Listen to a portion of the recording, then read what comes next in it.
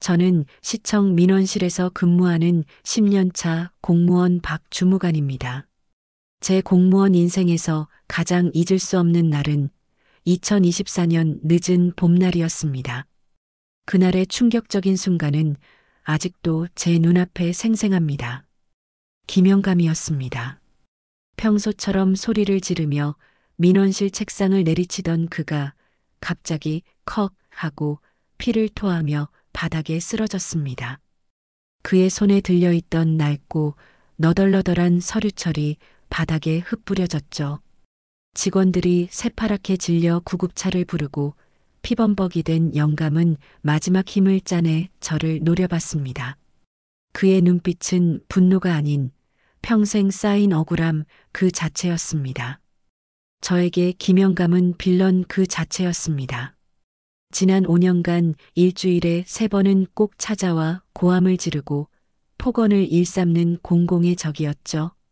직원들은 그를 피하기 바빴고 심지어 민원실에 오는 날은 가위바위보로 누가 상대할지 정할 정도였습니다.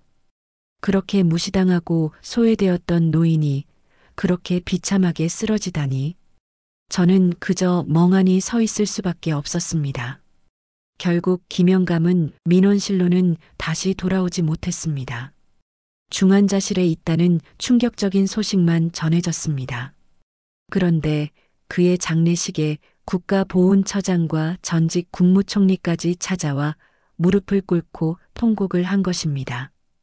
평생을 악성 민원인으로 불리며 외롭게 살다간 그 노인. 대체 그 낡은 서류철에 숨겨진 50년 전 그의 진짜 이름은 무엇이었을까요? 우리는 왜 그를 알아보지 못했던 것일까요? 저는 박주무관입니다. 20살의 공무원이 되어 지금껏 시청 민원실을 지키고 있는 10년 차죠. 처음에는 사명감에 넘쳤지만 10년쯤 되니 모든 것이 그저 업무로 느껴집니다. 특히 진상 민원인을 상대할 때면 나는 그저 화풀이 대상이구나 싶었습니다. 그리고 제 업무에 가장 큰 비중을 차지하는 분, 바로 김영감이었습니다. 박 주무관, 당신 내가 지난번에 갖다 준 서류는 읽어봤어? 안 읽어봤어? 아침 10시 정각 민원실 문이 쾅 하고 열리면서 김영감의 목소리가 들려왔습니다. 그는 항상 체크무늬 남방의 낡은 등산복 바지, 그리고 촌스러운 등산 모자를 쓰고 나타났습니다. 7순이 넘은 나이에도 목소리만큼은 우렁찼죠. 딱 봐도 고집이 하늘을 찌르는 전형적인 시니어 민원인의 모습이었습니다. 김영감은 일주일에 최소 2번, 많게는 4번까지 저희 민원실을 찾아왔습니다. 그의 민원 내용은 늘 비슷했어요. 50년 전 압류된 선친의 토지 문서를 복원해달라. 아버지께서 독립운동을 하셨는데 왜 기록에 없냐. 내 아버지 이름을 당장 찾아내라. 는 것이 주된 내용이었죠. 솔직히 50년 전 토지 압류 서류를 일개 시청 주무관이 어떻게 복원합니까? 심지어 국가보훈처 소관인 독립운동가 기록을 저희가 알 턱이 없죠. 하지만 영감에게는 그런 설명이 통하지 않았습니다. 당신들이 내 아버지 땅을 뺏었잖아. 내 아버지를 독립운동가로 인정 안 하는 건 나라가 나쁜 놈들이라서 그래. 그의 목소리가 커질수록 민원실 안의 모든 사람들은 저희 창구 쪽을 쳐다봅니다. 다른 민원인들은 불편한 기색을 감추지 못하고 저희 직원들은 눈빛으로 박 주무관, 빨리 처리해. 라는 무언의 압박을 보내오죠. 저는 이 상황이 너무나 힘들었습니다. 어느 날은 제가 너무 지쳐서 저도 모르게 좀 짜증 섞인 말투로 대응했습니다. 영감님, 저희가 수십 번 말씀드렸잖아요. 그 서류는 시청 소관이 아닙니다. 보훈처에 다시 알아보세요. 그리고 그렇게 매일 고함 지르시면 다른 민원인들까지 불편해하십니다. 업무 방해로 퇴실 요청할 수도 있어요. 제 말이 끝나기가 무섭게 영감은 제 테이블을 손바닥으로 탁 치더니 소리쳤습니다. 이봐, 젊은 친구. 내가 노망나서 이러는 것 같지? 당신들이 내 말 한마디라도 진지하게 들어봤어? 다 앵무새처럼 똑같은 말만 반복하면서 사람을 병신 취급하잖아. 나는 당신들처럼 편하게 사는 젊은 공무원이 제일 싫어. 저는 속으로 아니, 영감님처럼 비논리적인 분 상대하는 게 얼마나 힘든데, 라고 외치고 싶었죠. 저는 이를 악물고 참고 최대한 무표정하게 이만 돌아가십시오라는 말만 되풀이했습니다. 영감은 한동안 제 얼굴을 노려보더니 낡은 가죽 가방을 챙겨 들고 민원실을 떠났습니다. 그의 뒷모습은 늘 그렇게 분노와 고집으로 가득 차 있었습니다. 다른 동료 주무관이 제게 다가와 어깨를 토닥입니다. 박 주무관 힘내. 영감, 오늘은 좀 빨리 갔네. 우리가 저 빌런 상대하느라 얼마나 스트레스 받는지 윗분들은 알기나 할까. 김 주무관님, 저는 이제 정말 한계예요. 저 영감 민원은 그냥 깊이 신청하고 싶어요. 아무리 공무원이라지만 저런 비인격적인 대우까지 감수해야 하나 싶네요. 사실 저희끼리는 김영감을 빌런 영감 혹은 진상계의 레전드라고 불렀습니다. 모두가 그를 무시하고 그의 말은 그저 노인의 헛소리쯤으로 취급했죠. 어느 날 오후 김영감이 민원실 구석 테이블에 앉아 낡은 서류를 꼼지락거리고 있었습니다. 옆자리에서 커피를 마시던 젊은 직원이 영감을 보며 킥킥거렸죠. 야, 김영감 또 왔네. 저 서류를 몇 년째 들고 다니는 거야? 저거 진짜 무슨 보물지도라도 되는 줄 알겠어. 저도 그 소리를 들었지만 딱히 반박하지 못했습니다. 사실 저도 영감이 들고 다니는 그 낡은 서류철이 그저 노인들의 집착이나 피해 망상쯤이라고 생각했으니까요. 그의 서류들은 누렇게 바랬고 모서리가 다 닳아 너덜거렸습니다. 저는 그때까지 김영감이라는 사람의 인생이나 그가 그토록 외롭게 주장하는 진실에는 단 1%도 관심을 두지 않았습니다. 저에게 그는 그저 저의 퇴근 시간을 방해하고 저의 스트레스를 유발하는 악성 민원인 그 이상도 이하도 아니었습니다. 하지만 며칠 후 저는 제 공무원 생활 전체를 뒤흔드는 충격적인 상황을 목격하게 됩니다. 그것은 평소처럼 소리 지르던 영감의 모습이 아닌 너무나도 처참하고 비극적인 모습이었죠. 그의 갑작스러운 절규와 쓰러짐은 그를 향한 저의 모든 편견과 무관심을 산산조각 내는 시작이었습니다. 제가 그토록 외면했던 그의 서류철 속에는 우리 모두가 상상조차 하지 못했던 이 나라의 뼈아픈 역사가 고스란히 숨겨져 있었던 것입니다. 김영감이 쓰러진 그날 민원실은 아수라장이었습니다. 구급대원들이 그를 싣고 나가는 동안에도 저는 정신을 차릴 수가 없었죠. 그가 저를 노려보던 마지막 눈빛이 자꾸만 떠올랐습니다. 분노와 원망이 뒤섞인 짐승처럼 날카로운 눈빛. 저는 그때 깨달았습니다. 그 눈빛은 단순히 저에게 화를 내는 것이 아니라 세상 전체에 대한 절규였으므려. 상황이 어느 정도 정리된 후 저는 책상 앞에 쪼그려 앉았습니다. 그의 마지막 흔적을 치워야 했거든요. 바닥에는 김영감의 피가 흥건했고 그 피 위에 그의 낡은 서류철이 흩어져 있었습니다. 저는 조심스럽게 피가 묻은 서류들을 주워 담았습니다. 흰 장갑을 끼고 한 장 한 장 만지는데 기분이 묘했습니다. 이 서류들이 바로 그가 평생처럼 들고 다녔던 저희 모두가 노인의 헛소리라고 치부했던 바로 그 증거들이었습니다. 서류철은 한눈에 봐도 수십 년은 된 것 같았습니다. 종이는 누렇게 바르다 못해 바스락거렸고 곰팡이 냄새 같은 오래된 종이 냄새가 코를 찔렀죠. 맨 위 서류에는 손으로 삐뚤빼뚤 쓴 글씨가 보였습니다. 저는 헛웃음이 나왔습니다. 일제강점기, 지금이 21세기인데 일제강점기 토지 반환 민원을 시청에 넣고 있다니 정말 상식 밖의 이야기였습니다. 하지만 그 다음 서류들을 보니 제 헛웃음은 조금씩 사라지기 시작했습니다. 서류들은 단순한 낙서가 아니었습니다. 어떤 종이에는 한자로 가득 찬 일본 경찰서의 취조 기록 사본이 있었고 또 다른 종이에는 만주군 부대에서 발급된 것으로 보이는 정체불명의 통행증 사본이 있었습니다. 내용의 진위 여부를 떠나 영감은 이 서류들을 모으기 위해 평생을 바쳤을 것 같았습니다. 이 서류들을 보면서 저는 문득 궁금해졌습니다. 저 서류가 진짜라면 어떨까? 저는 낡은 서류철을 들고 탕비실로 향했습니다. 잠시 숨을 돌리며 커피를 한 잔 마시는데 서류철에서 두툼한 낡은 수첩 하나가 툭 떨어졌습니다. 겉표지는 까맣게 변색되었고 옆에는 고무줄이 칭칭 감겨 있었습니다. 저는 떨리는 손으로 고무줄을 풀고 수첩을 펼쳤습니다. 수첩 안은 예상과 달리 영감의 삐뚤빼뚤한 글씨가 아니었습니다.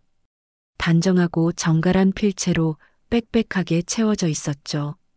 그리고 그 내용은 충격적이었습니다. 1944년 3월 10일. 영호야, 오늘은 내가 만주로 떠나는 날이다.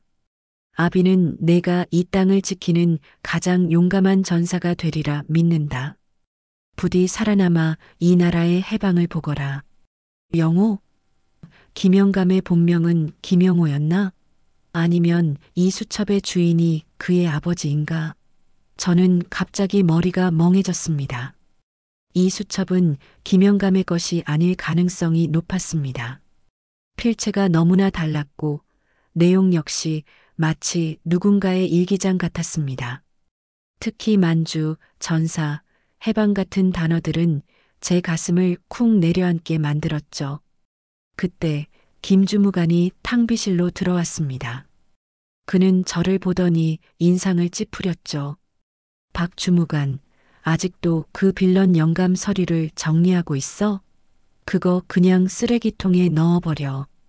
맞지? 평소에 얼마나 소리를 질렀으면 그 나이에 과로로 쓰러지나. 다 자업자득이야, 자업자득.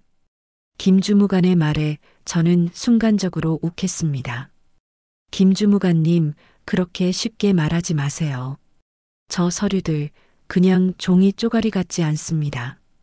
영감님이 평생을 걸고 찾아다녔던 무언가가 있을지도 몰라요.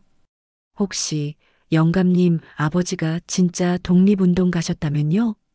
김주무관은 코웃음을 쳤습니다. 박 주무관, 드라마 너무 많이 봤네.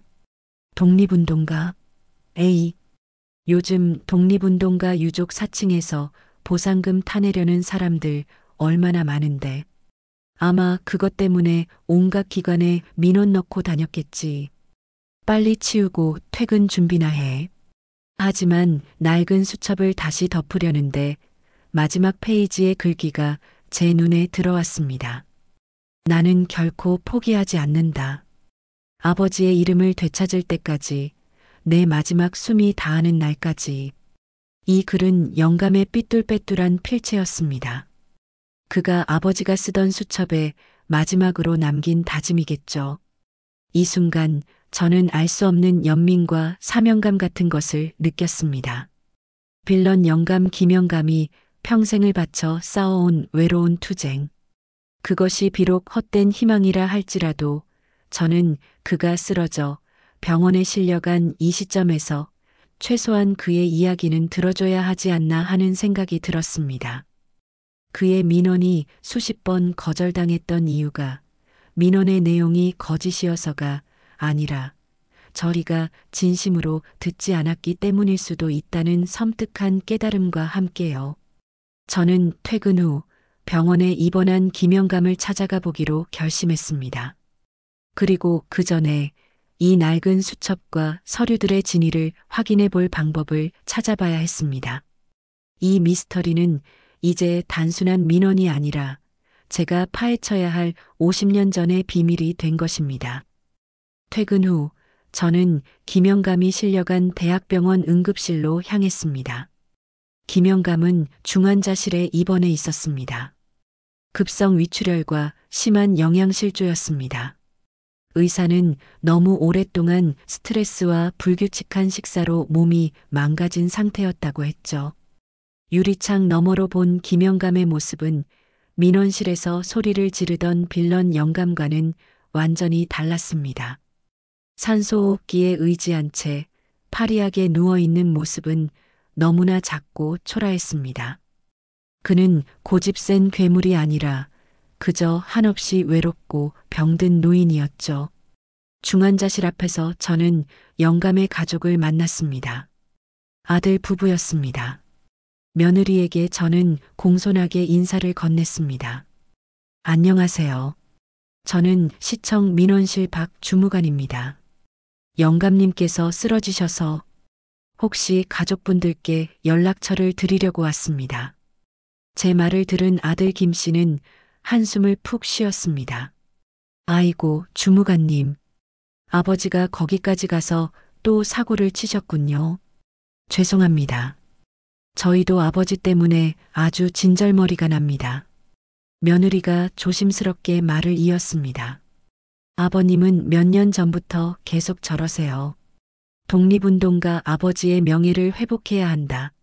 내 땅을 되찾아야 한다면서요. 저희 가족은 아버님을 포기했어요. 너무 힘듭니다.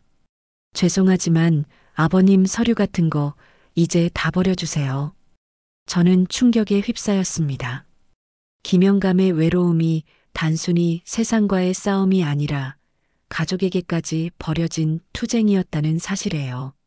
저는 며느리에게 영감의 낡은 가죽 가방과 서류철을 건네주려다가 멈칫했습니다. 서류철은 돌려주더라도 제가 발견한 낡은 수첩은 일단 제가 가지고 있어야 할 것 같았습니다. 저는 집으로 돌아와 밤새도록 그 수첩과 서류들을 들여다봤습니다. 특히 낡은 수첩은 필체가 워낙 정갈하고 한자 사용이 능숙한 걸로 봐서 확실히 김영감의 아버지, 즉 독립운동가의 것일 가능성이 높았습니다.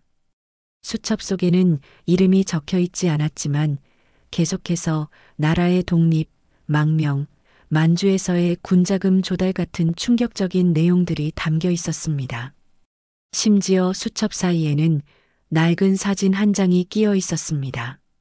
사진 속에는 앳된 얼굴의 청년이 군복을 입고 있었습니다. 그리고 그 옆에는 어린 소년 한 명이 서 있었는데 소년의 얼굴이 놀랍도록 김영감의 젊은 시절 모습과 닮아 있었습니다. 사진 뒤에는 이렇게 적혀 있었습니다. 1945년 5월 만주 벌판에서 영호와 아버지.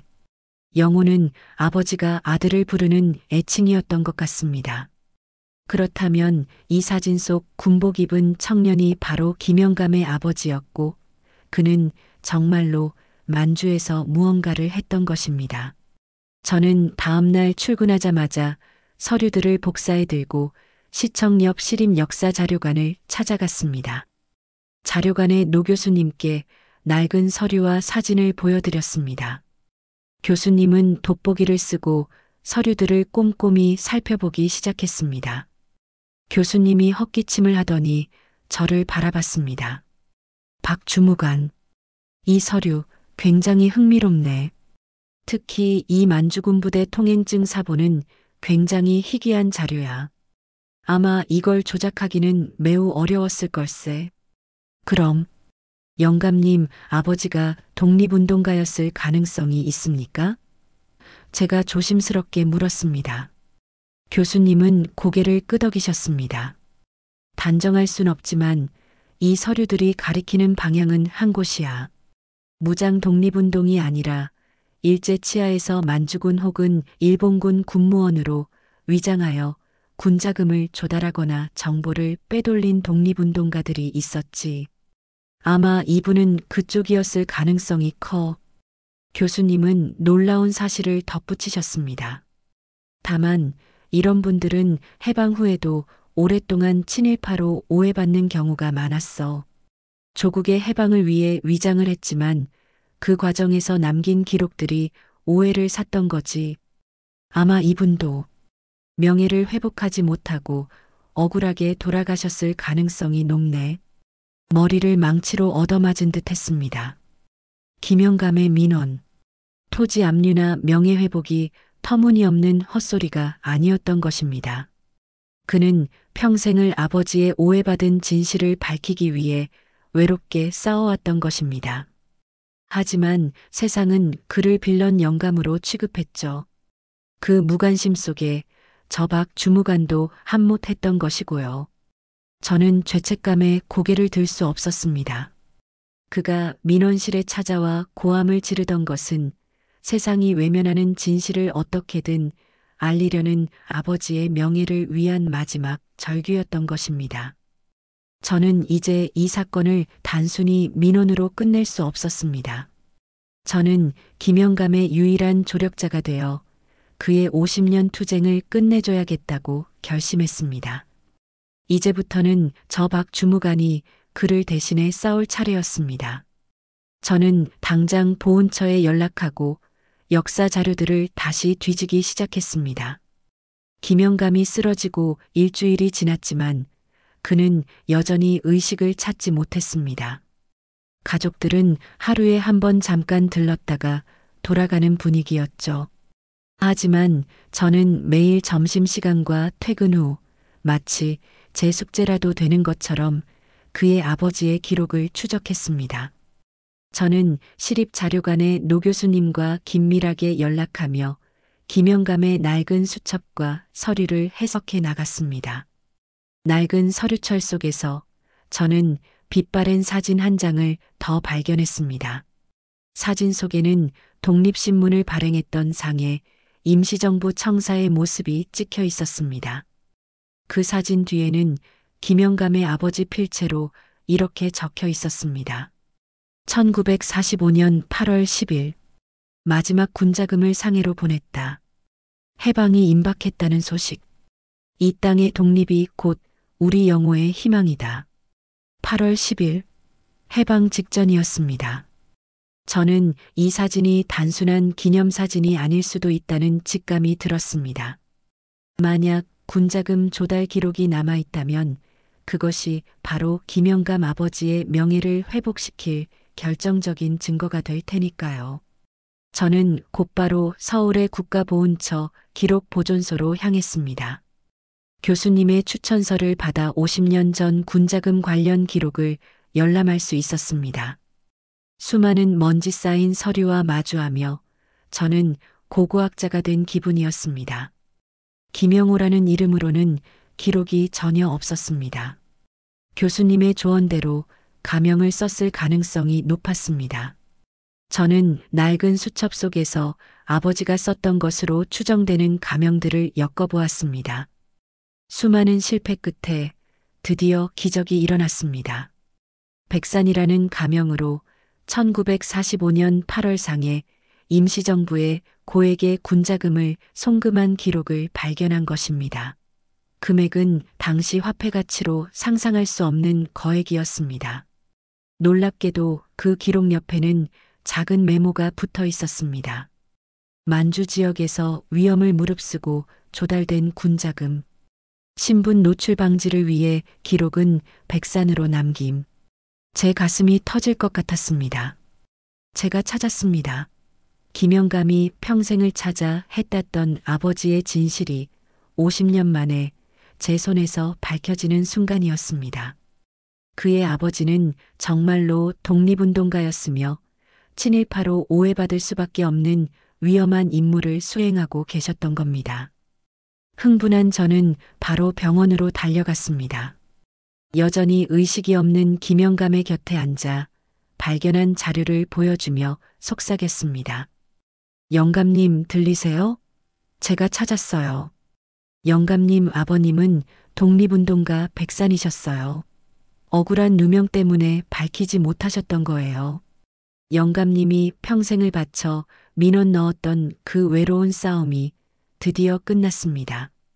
영감은 아무런 반응이 없었습니다. 하지만 저는 제 할 일을 다했다는 벅찬 감동에 눈물이 핑 돌았습니다. 그의 억울함이, 그의 외로움이 제 어깨에서 내려지는 기분이었습니다. 저는 곧바로 보훈처에 모든 자료를 제출했습니다. 노 교수님의 강력한 증언과 함께 낡은 수첩, 사진, 그리고 결정적인 군자금 송금 기록까지. 보훈처에서는 사안의 중대성을 인지하고 이례적으로 긴급심사에 착수했습니다. 그리고 며칠 뒤 기적이 일어났습니다. 제가 시청 민원실에서 평소처럼 근무하고 있을 때였습니다. 보훈처에서 공식적인 연락이 왔습니다. 김영감님의 부친 김오우님을 독립유공자로 정식 추서하기로 결정했습니다. 곧 청와대에서 공식 발표가 있을 예정입니다. 저는 그 자리에서 벌떡 일어났습니다. 너무 감격스러워서 소리를 지르고 싶었지만 애써 참았습니다. 그 순간 제가 그동안 김영감에게 느꼈던 모든 짜증과 편견, 무관심이 한꺼번에 사라지는 기분이었습니다. 그를 빌런 영감으로 취급했던 저희 모두에게 김영감은 50년의 침묵을 깨고 진실이라는 강력한 메시지를 던져준 것입니다. 이제 남은 것은 김영감이 이 감격스러운 소식을 직접 듣는 것이었습니다. 저는 간절히 기도했습니다. 영감님, 제발 일어나세요. 영감님이 그토록 바라던 아버지의 명예가 드디어 회복됐어요. 독립유공자 추서 결정 후 저는 다시 중환자실로 달려갔습니다. 저는 이제 더 이상 김영감이 무서운 빌런 영감이 아니었습니다.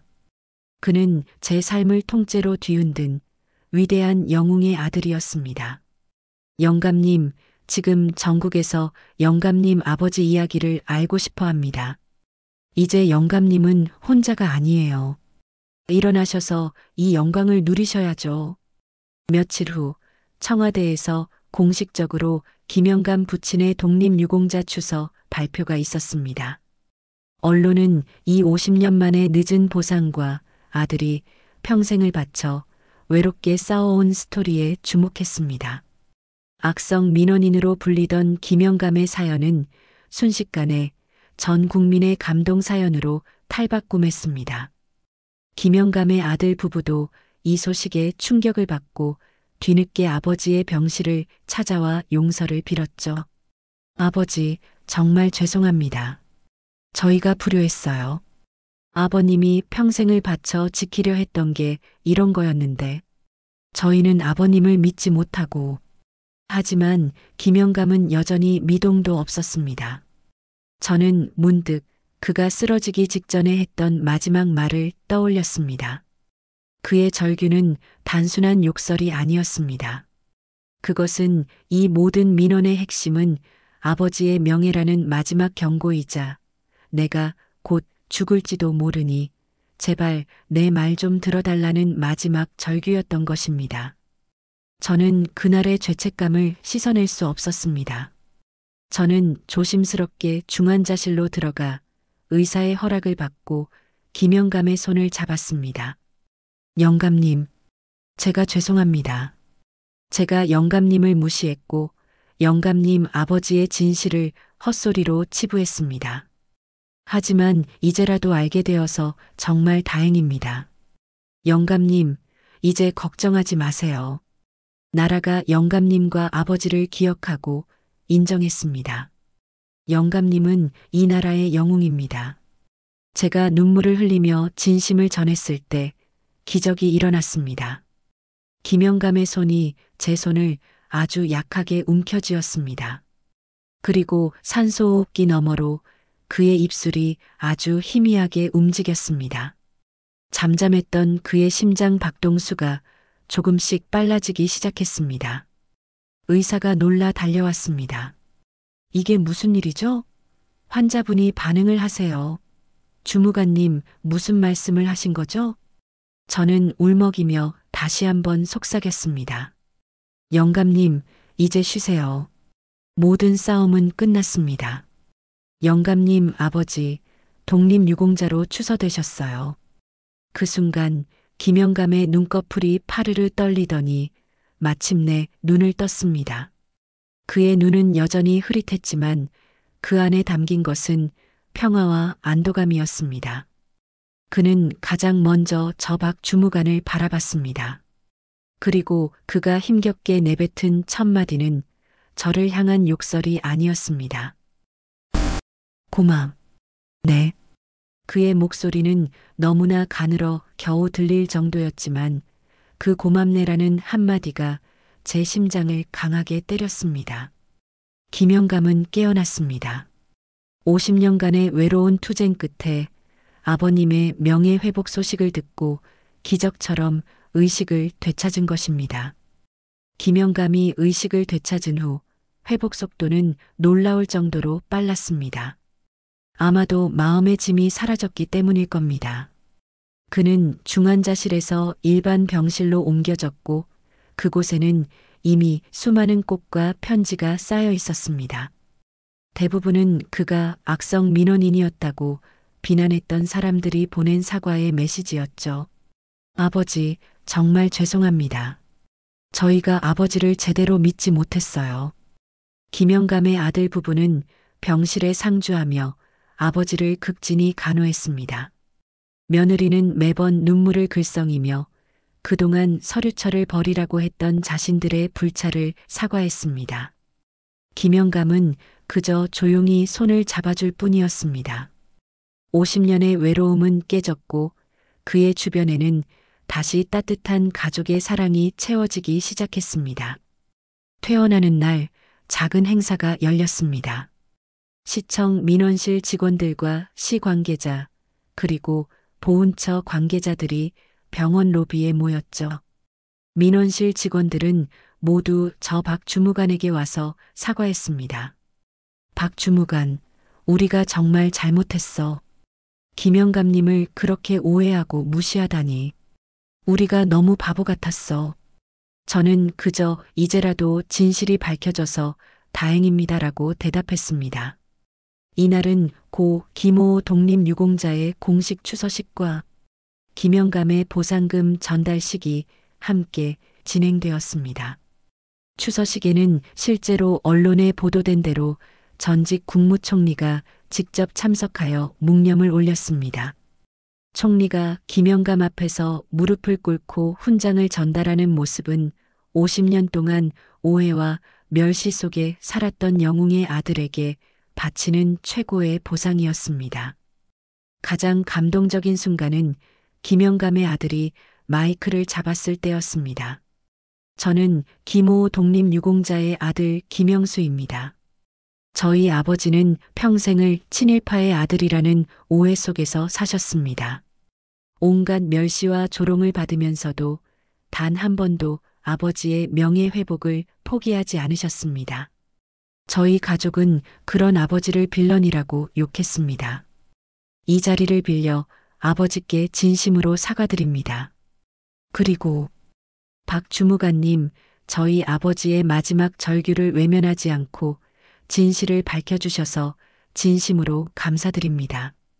아들의 눈물 섞인 사과와 감사 인사는 그 자리에 있던 모두를 울렸습니다. 박수를 치면서 저 역시 눈물을 멈출 수 없었습니다. 김영감은 그런 아들을 물끄러미 바라보더니 힘겹게 웃으며 고개를 끄덕였습니다. 그의 얼굴에는 이제 고집스러운 주름 대신 온화한 미소가 자리 잡고 있었습니다. 김영감은 보상금 중 일부를 독립운동가 후손들을 위해 기부했습니다. 그리고 나머지 금액으로는 50년 전 압류되었던 그러나 사실은 아버지의 군자금 마련을 위해 희생되었던 선친의 토지 근처에 작은 기념관을 짓기로 했습니다. 이 땅이 이제서야 제 주인을 찾았네. 이 땅의 주인은 내가 아니라 이 땅의 독립을 위해 싸운 아버지의 정신이니까. 그의 말은 더 이상 터무니없는 민원이 아니었습니다. 그것은 역사의 진실이었죠. 저는 김영감의 삶을 통해 큰 깨달음을 얻었습니다. 저는 늘 나의 일과 나의 범위 안에서만 살았습니다. 하지만 김영감은 자신의 삶 전부를 바쳐 가족의 명예와 역사의 진실이라는 거대한 가치와 싸웠습니다. 그의 외로운 투쟁은 결국 기적을 만들었고 저의 삶마저도 변화시켰습니다. 김영감의 이야기는 한동안 사회의 큰 이슈였습니다. 언론은 그의 고난과 명예 회복 과정을 연일 보도했고 빌런 민원인을 영웅의 아들로 오해했던 저희 시청 민원실도 화제의 중심에 섰습니다. 하지만 제 삶에서 가장 큰 변화는 외부의 시선이 아니었습니다. 제 내면의 변화였죠. 저는 더 이상 민원인을 대충 흘려듣지 않게 되었습니다. 누군가가 터무니없는 민원을 들고 오더라도 그 사람의 목소리 뒤에 숨겨진 진짜 이야기가 무엇일까를 먼저 생각하게 되었죠. 모든 민원인에게는 그들 나름의 절실함과 사연이 있다는 것을 깨달았으니까요. 시청의 분위기도 바뀌었습니다. 민원실 직원들은 더 이상 김영감 같은 시니어 민원인을 빌런이라고 부르지 않았습니다. 오히려 그들의 이야기에 귀 기울이려 노력했죠. 한 번의 진실이 수십 년간 쌓인 편견을 무너뜨린 것입니다. 김영감은 완전히 다른 삶을 시작했습니다. 그는 아들 부부와 함께 살게 되었고 건강도 회복했습니다. 그는 더 이상 시청에 민원을 넣지 않았습니다. 대신 자신이 겪었던 일을 바탕으로 역사 강연을 다니기 시작했습니다.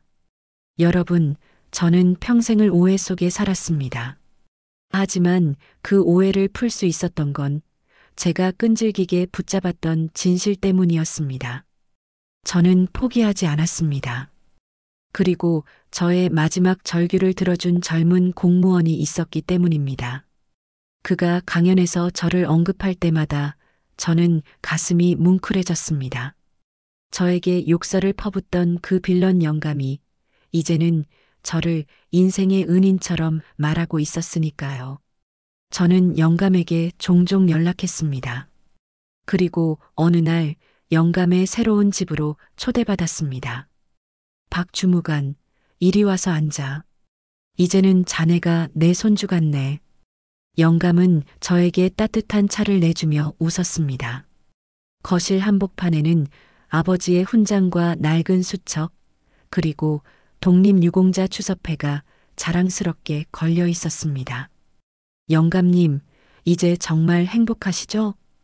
제가 물었습니다. 영감은 잠시 생각하더니 고개를 끄덕였습니다. 행복하지. 명예도 찾았고 가족도 돌아왔으니까. 하지만 가장 행복한 건 더 이상 외롭지 않다는 거야. 평생을 나 혼자 싸운다고 생각했거든. 내 주변에 아무도 없다고 생각했지. 그는 저를 지그시 바라봤습니다. 박 주무관, 자네가 아니었으면 나는 끝까지 빌런으로 살다가 외롭게 죽었을 거야. 자네는 내 삶을 구했고 내 아버지의 역사를 구했네. 고맙네. 그의 아버지가 백산이라는 가명으로 목숨을 걸고 독립운동을 했듯 김영감 역시 빌런이라는 오명 속에 아버지의 명예를 지키기 위해 외로운 투쟁을 벌였습니다. 저는 김영감의 새 삶을 보면서 제가 잊고 살았던 공무원의 진짜 의미를 되찾았습니다. 행정적인 처리뿐만 아니라 시민의 절규 속에 숨겨진 진실을 찾아내는 것, 그것이 진정한 공복의 역할이라는 것을 깨달았죠. 김영감은 제게 작은 선물을 건넸습니다. 낡은 가죽 가방 속에 항상 들고 다니던 아버지의 낡은 만년필이었습니다. 자네 덕분에 아버지의 유품이 빛을 보게 되었네. 자네가 이걸 가지고 앞으로도 많은 사람들의 이야기를 들어주게. 진실은 항상 소란스러운 목소리 뒤에 숨어 있는 법이니까. 저는 만년필을 받아들고 눈시울을 붉혔습니다. 이 만년필이 독립운동가 아버지의 손에서 그리고 아들의 손에서 이제는 저 박 주무관의 손으로 전해진 것입니다. 50년의 시간이 이 만년필에 고스란히 담겨 있었습니다. 김영감은 제게 마지막 이야기를 해줬습니다. 사실 압류된 줄 알았던 아버지의 토지는 독립운동 자금으로 쓰기 위해 아버지 스스로 국가에 헌납했던 것이었습니다. 다만 일제강점기 기록이 복잡하게 얽히면서 압류된 것처럼 오해를 샀던 거죠. 김영감은 그 사실을 희미하게 알고 있었지만 토지의 회복보다 아버지의 명예 회복이 더 절실했던 것입니다. 이제 모든 진실이 밝혀졌습니다. 김영감의 이야기는 제 삶의 정답지였습니다. 저는 그 사건을 계기로 시청 내에서 민원 전문가로 인정받았고 늦깎이로 민원 행정학을 공부하며 저의 전문 분야를 개척하게 되었습니다. 하지만 저의 가장 큰 자랑거리는 바로 영감이 제게 건네준 아버지의 낡은 만년필이었습니다. 저는 그 만년필을 항상 펜꽂이에 꽂아두고 매일 아침 출근하면 그 펜을 바라봅니다. 그것은 저에게 눈앞의 서류만 보지 말고 그 서류를 들고 온 사람의 눈을 보라는 침묵의 명령처럼 느껴집니다. 시간이 흘러 김영감의 아들 부부는 영감의 뜻대로 선친의 토지 위에 백산 기념관을 건립했습니다. 저는 기념관 개관식에 공식 초청받아 참석했습니다. 개관식 날 김영감은 가장 앞에서 환한 미소를 짓고 있었습니다. 그의 주변에는 수많은 후손과 이웃들, 그리고 언론인들이 모여 있었죠. 더 이상 그는 외로운 빌런 영감이 아니었습니다. 김영감은 저에게 다가와 조용히 말했습니다. 박 주무관, 고맙네. 이제 나는 평생의 숙제를 다했네. 이제는 마음 편히 갈 수 있겠어. 그의 얼굴은 평화로웠지만 저는 문득 불안감을 느꼈습니다. 그의 말이 왠지 모르게 마지막 인사처럼 들렸기 때문입니다. 그리고 몇 달 후 김영감은 조용히 세상을 떠났습니다. 편안한 잠을 자듯 평온한 얼굴이었습니다. 김영감의 장례식은 국가 차원의 예우로 치러졌습니다. 수많은 정치인, 보훈처 관계자, 그리고 제가 아는 모든 시청 직원들이 참석했습니다. 저는 상주나 다름없이 그의 곁을 지켰죠. 장례식장에서 저는 다시 한번 충격적인 이야기를 듣게 되었습니다. 김영감이 쓰러진 후 의식을 되찾았을 때 그는 자신이 위암 말기라는 사실을 이미 알고 있었다는 것입니다. 그는 수많은 민원을 넣느라 자신의 병을 돌보지 않았고 자신이 곧 세상을 떠날 것이라는 직감 속에 아버지의 명예 회복을 자신의 마지막 숙제로 여겼던 것입니다. 그가 쓰러지기 직전에 저에게 퍼부었던 그 모든 분노와 절규는 자신의 죽음보다 아버지의 명예를 더 걱정했던 위대한 아들의 마지막 외침이었습니다. 저는 다시 한번 눈물을 쏟았습니다. 그가 끈질기게 민원실을 찾아왔던 것은 자신의 삶이 얼마 남지 않았음을 알았기 때문에 더욱 절박했던 것이었죠. 그는 자신의 병을 숨기고 오직 아버지의 진실만을 위해 마지막 힘을 쏟아부었던 것입니다. 저는 이제 확신합니다. 김영감은 단순한 빌런이 아니었습니다. 그는 평생을 외롭게 투쟁하며 살아온 숨겨진 영웅이었습니다. 그리고 저는 운명처럼 그 영웅의 마지막 목소리를 들을 수 있었던 행운아가 된 것입니다. 그의 장례식에는 수많은 조문객들이 몰려들었습니다. 그를 빌런이라고 불렀던 사람들은 모두 눈물을 흘리며 그의 넋을 기렸습니다. 저는 그날 이후 제 인생의 목표가 바뀌었습니다. 저는 더 이상 빨리 퇴근하는 공무원이 아니라 진실을 찾아내는 공무원이 되기로 다짐했습니다. 세상에는 김영감처럼 외롭게 고통받는 사람들이 너무나 많습니다. 그들의 절규는 종종 비논리적이고 때로는 짜증스러운 민원처럼 들릴 수 있습니다. 하지만 우리는 그 소란 뒤에 숨겨진 진실과 사람의 마음을 보아야 합니다. 김영감이 제게 남긴 아버지의 만년필을 잡을 때마다 저는 다짐합니다. 세상의 모든 절규에 귀 기울이며 단 한 사람의 억울함도 외면하지 않겠노라고. 김영감은 떠났지만 그의 외로운 투쟁이 제게 남긴 감동과 깨달음은 영원히 제 가슴 속에 살아있을 것입니다. 저는 오늘도 민원실에 앉아 문을 열고 들어오는 모든 사람들의 표정을 살피며 그들의 숨겨진 이야기에 귀 기울이고 있습니다. 왜냐하면 저는 알고 있으니까요. 때로는 가장 소란스러운 절규 속에 가장 위대한 진실이 숨겨져 있다는 것을요. 구독과 좋아요는 영상 제작에 큰 힘이 됩니다. 감사합니다.